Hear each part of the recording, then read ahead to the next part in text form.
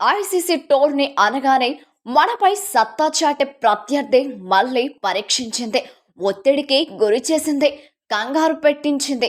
సాఫీగా సాగుతున్న ఛేదనను సంక్లిష్టంగా మార్చి గెలుపుపై అనుమానాలను రేకెత్తించింది. అయినా మనమే ఛాంపియన్స్. రసవత్తర ఫైనల్స్ లో నిలబడ్డ టీమిండియా న్యూజిలాండ్ను ఓడించి సగర్వంగా ఛాంపియన్స్ ట్రోఫీని ముద్దాడింది. కోట్లాది అభిమానులను మురిపించింది. అయితే ఆఖరి సమయంలో నాటకీయతకు చోటు లేదు, ఉత్కంఠ తప్పలేదు. స్పిన్నర్ల మ్యూజిక్తో రోహిత్ శర్మ కెప్టెన్ ఇన్నింగ్స్తో అలవోకగా గెలిచేలా కనిపించిన భారత్ అనూహ్యంగా చిక్కుల్లో పడింది.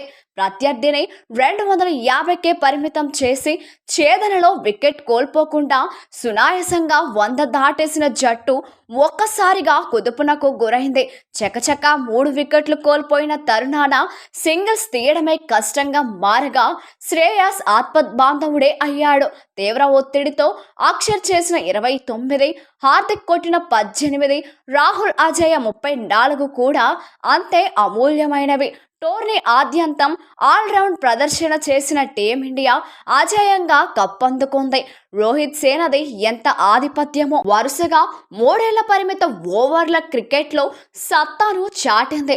2023 వన్డే ప్రపంచ కప్ ఫైనల్లో చేరింది. ఆ మ్యాచ్లో ఓటమితో తీవ్ర నిరాశ చెందిన అభిమానులకు నిరుడు టీ20 ప్రపంచ కప్ను బహుమతిగా ఇచ్చినట్లు కుల్దీప్ యాదవ్, వరుణ్ చక్రవర్తి, జడేజా, అక్షర్ కట్టుదిట్టంగా బౌలింగ్ చేయడంతో మొదట న్యూజిలాండ్ 251కే పరిమితం అయింది. మిచెల్ బంతుల్లో, బ్రాస్వెల్ నాట్అవుట్ బంతుల్లో, అక్షర్ పటేల్ 40 బంతుల్లో ఒత్తిడితో విలువైన ఇన్నింగ్స్లతో భారత్ను గట్టెక్కించారు.